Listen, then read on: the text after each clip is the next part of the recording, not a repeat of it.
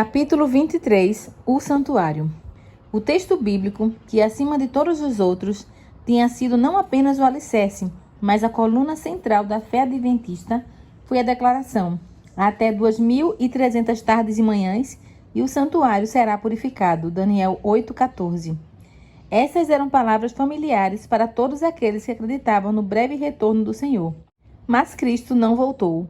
Os fiéis sabiam que a palavra de Deus não pode falhar. Então, era a sua interpretação das profecias que deveria estar equivocada. Mas onde estava o erro? Deus havia conduzido seu povo durante o grande movimento adventista. Portanto, o Senhor não permitiria que ele terminasse em trevas e desapontamento, condenado como falso e fanático.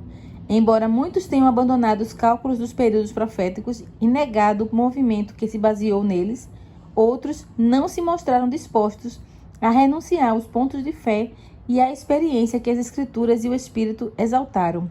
Era seu dever se apegar firmemente às verdades que já haviam compreendido. Com oração fervorosa, estudaram as Escrituras a fim de descobrir qual era o erro. Como não conseguiram encontrar erro nos cálculos dos períodos proféticos, examinaram mais de perto o tema do santuário. Eles descobriram que não existe evidência bíblica para apoiar o ponto de vista popular de que a terra é o santuário. No entanto, encontraram uma explicação completa nas Escrituras sobre o santuário, sua natureza, sua localização e seus ritos. Ora, a primeira aliança tinha regras para adoração e também um santuário terreno. Foi levantado um tabernáculo. Na parte da frente, chamada Lugar Santo, estavam o candelabro, a mesa e os pães da presença. Por trás do segundo véu havia a parte chamada Lugar Santíssimo, onde se encontravam o altar de ouro para o incenso e a arca da aliança, totalmente revestida de ouro. Nessa arca estavam o vaso de ouro contendo o maná, a vara de Arão que floresceu e as tábuas da aliança. Acima da arca estavam os querubins da glória, que com sua sombra cobriam a tampa da arca. Hebreus 9, 1-5. O santuário era o tabernáculo que Moisés havia construído por ordem de Deus como morada terrena do Altíssimo. E farão um santuário para mim, e eu habitarei no meio deles. Êxodo 25, 8. Foi a instrução que Deus deu a Moisés. O tabernáculo era uma estrutura magnífica. Além do pátio externo, o tabernáculo em si consistia de 2 cômodos ou compartimentos chamados Lugar Santo e Santíssimo, separados por uma bela cortina ou um véu. Um véu semelhante fechava a entrada do primeiro compartimento, conforme o modelo.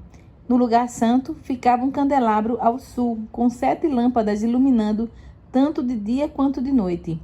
No lado norte estava a mesa onde ficavam os pães da proposição. Em frente ao véu, separando o lugar santo do Santíssimo, havia um altar de incenso feito de ouro, do qual uma nuvem de fragrância com as orações de Israel ascendia todos os dias diante de Deus. No lugar santíssimo estava a arca, um baú revestido de ouro, a qual continha as tábuas com os 10 mandamentos. Acima da arca ficava o propiciatório, com 2 anjos feitos de ouro maciço. Nesse compartimento, a presença divina aparecia na nuvem de glória entre os querubins. Depois que os hebreus se estabeleceram em Canaã, o tabernáculo foi substituído pelo Templo de Salomão. Embora fosse uma estrutura permanente e construída em maior escala, tinha as mesmas proporções e era mobiliado da mesma maneira. O santuário existiu dessa forma, com exceção do período em que permaneceu em ruínas nos tempos de Daniel, até os romanos o destruírem em 70 d.C. Esse é o único santuário na terra sobre o qual a Bíblia fala, o santuário da primeira aliança. Mas a nova aliança não tem santuário? Voltando-se mais uma vez para o livro de Hebreus, aqueles que buscavam a verdade descobriram que um segundo santuário da nova aliança era subentendido nas palavras já citadas. Ora, a primeira aliança tinha regras para a adoração e também um santuário terreno. Voltando para o início do capítulo anterior, eles leram: o mais importante do que estamos tratando é que temos um sumo sacerdote como esse, o qual se assentou à direita do trono da majestade nos céus e serve no santuário, no verdadeiro tabernáculo que o Senhor erigiu e não o homem. Hebreus 8, 1 e 2. Aqui, a Bíblia revela o santuário da nova aliança. Moisés fez um santuário da primeira aliança. Já esse foi construído pelo Senhor. No primeiro santuário, sacerdotes terrenos realizavam os ritos. Neste, Cristo, nosso grande sumo sacerdote, ministra à destra de Deus. Um santuário ficava na terra, o outro está no céu. O tabernáculo construído por Moisés seguia um modelo. O Senhor instruiu: façam tudo como eu lhe mostrar, conforme o modelo do tabernáculo e de cada utensílio. Êxodo 25, 9. Tenham cuidado de fazê-lo segundo o modelo que lhe foi mostrado no monte. Verso 40. O primeiro tabernáculo era uma ilustração para os nossos dias, indicando as ofertas e os sacrifícios oferecidos. Seus lugares santos eram cópias das coisas que estão nos céus. Os sacerdotes serviam no santuário que é cópia e sombra daquele que está nos céus. Cristo não entrou em santuário feito por homens, uma simples representação do verdadeiro. Ele entrou nos céus para agora se apresentar diante de Deus em nosso favor. Hebreus 9, versos 9 e 23, 8, 5 e 9, 24. O santuário celestial é o grande original. O santuário que Moisés construiu era a cópia. O esplendor do tabernáculo terreno refletia as glórias do templo celestial, onde Cristo ministra em nosso favor perante o trono de Deus.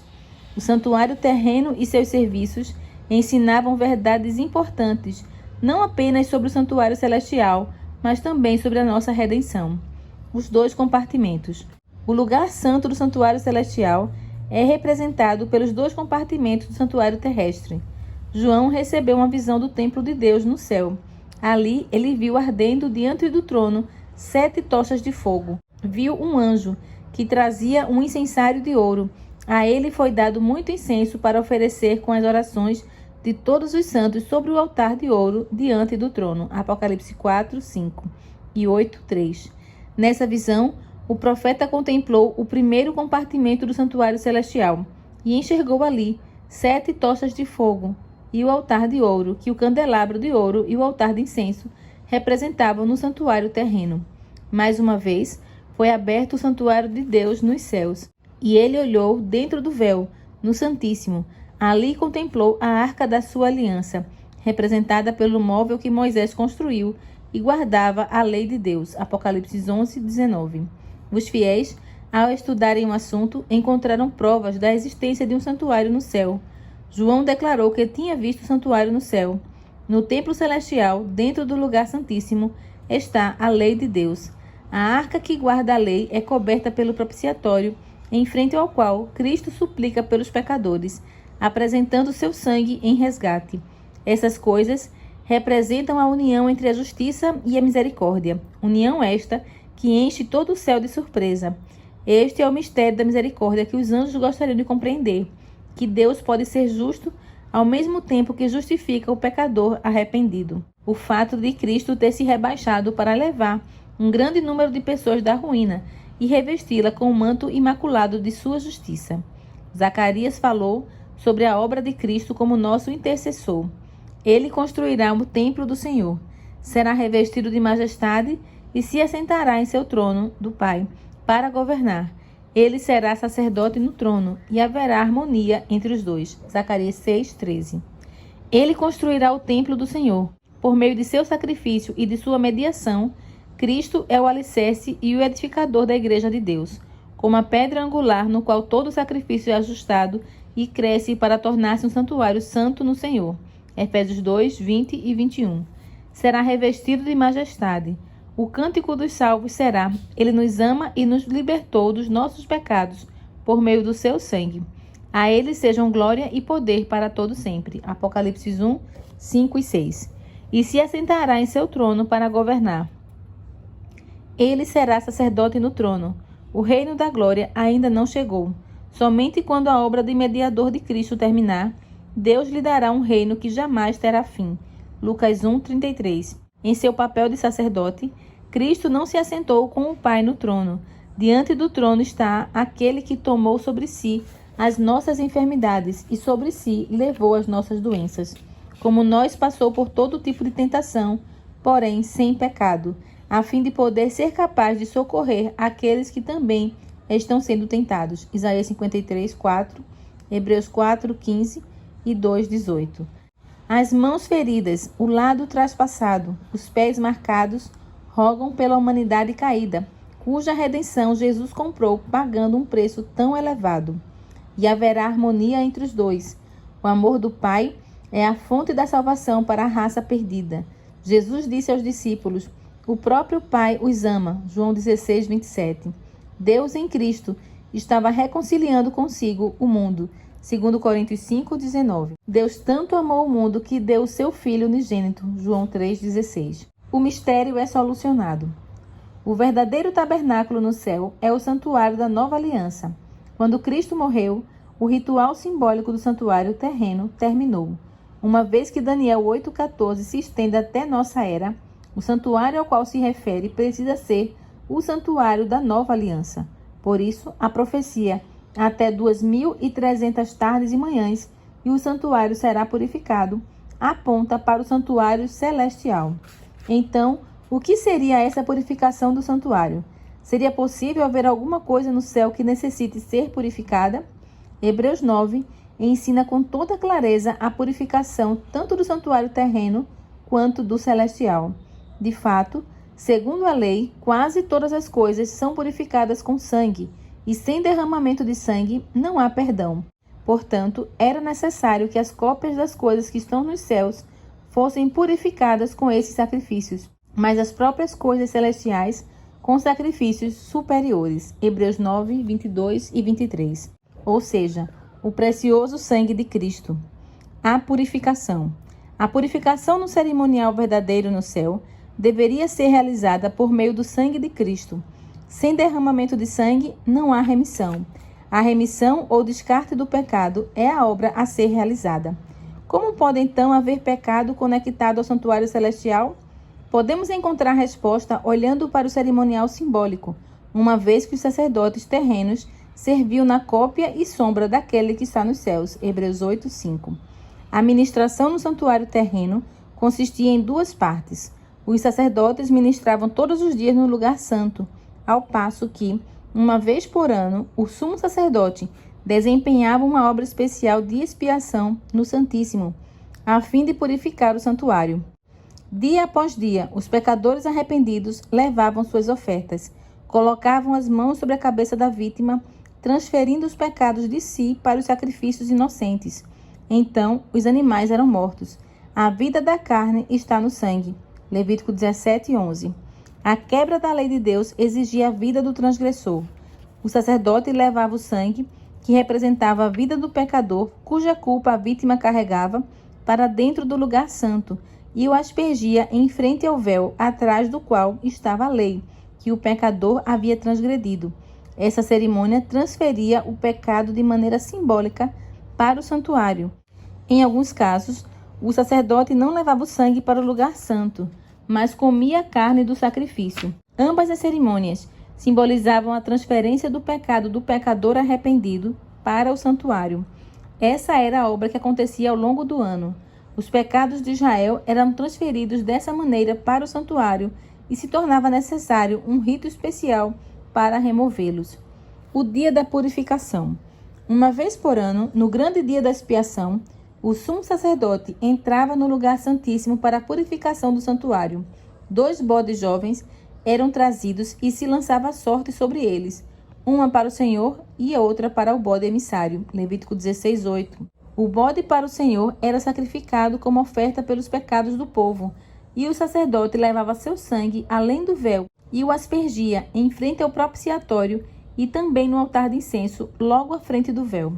Então colocará as 2 mãos sobre a cabeça do bode vivo e confessará todas as iniquidades e rebeliões dos israelitas, todos os seus pecados, e os porá sobre a cabeça do bode.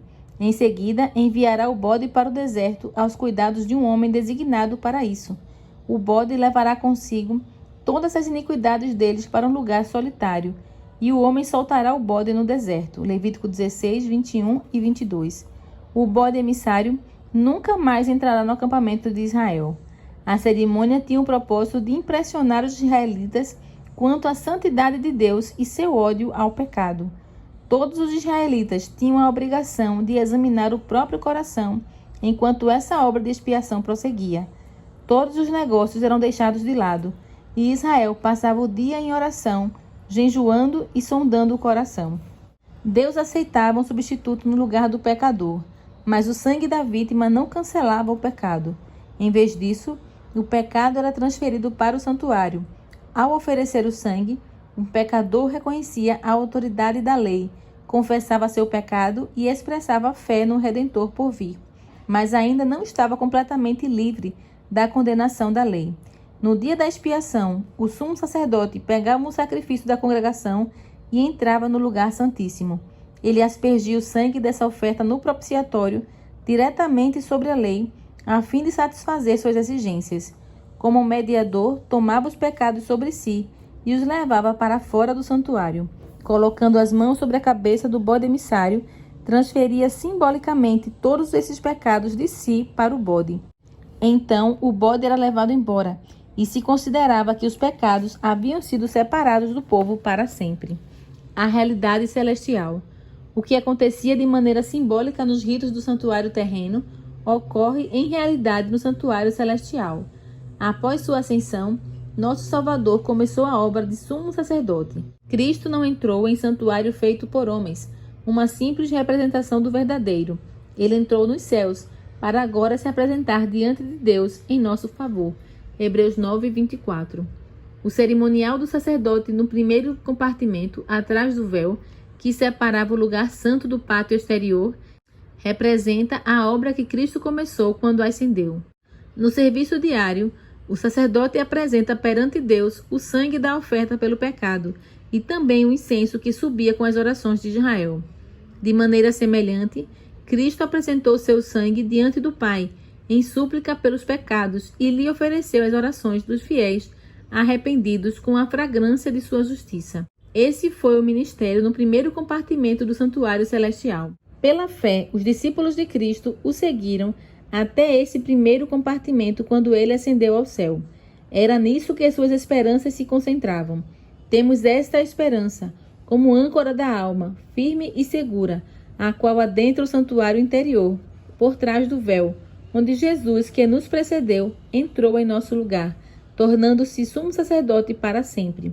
Pelo seu próprio sangue, ele entrou no Santo dos Santos de uma vez por todas e obteve eterna redenção. Hebreus 6, 19, 20, 9 e 12. Por 18 séculos, essa obra prosseguiu no primeiro compartimento do santuário. O sangue de Cristo obteve perdão e aceitação dos pecados arrependidos junto ao Pai, mas seus pecados continuavam registrados nos livros. Assim como no cerimonial simbólico, havia uma obra de expiação no fim do ano. Antes que a obra de Cristo em prol da humanidade termine, há um trabalho de expiação a ser feito para remover os pecados do santuário. Isso começou quando as 2.300 tardes e manhãs terminaram.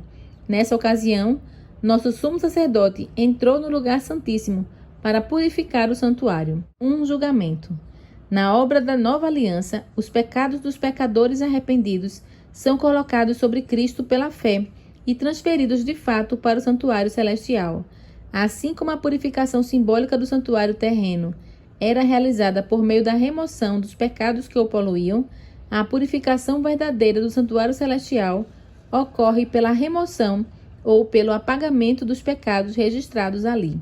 No entanto, antes que isso aconteça, deve haver um exame dos livros de registro para determinar quem, por meio de arrependimento e fé em Cristo, tem direito aos benefícios de sua expiação. Logo, a purificação do santuário envolve uma obra de investigação, uma obra de juízo, antes da vinda de Cristo, pois quando ele vier, sua recompensa estará consigo para dar a cada um segundo as suas obras. Apocalipse 22, 12. Assim, aqueles que seguiram a luz da palavra profética viram que, em vez de vir à Terra no fim das 2.300 tardes e manhãs, em 1844, Cristo entrou no lugar santíssimo do santuário celestial, a fim de realizar a obra final de expiação em preparo para a sua vinda. Quando Cristo, pelo poder de seu sangue, remover os pecados de seu povo do santuário celestial, no término de sua ministração, ele os colocará sobre Satanás, que suportará a pena final. O bode emissário era mandado para uma terra desabitada, a fim de que nunca mais voltasse à congregação de Israel. Da mesma forma, Satanás será banido para sempre da presença de Deus e de seu povo. sua existência será apagada na destruição final, tanto do pecado quanto dos pecadores.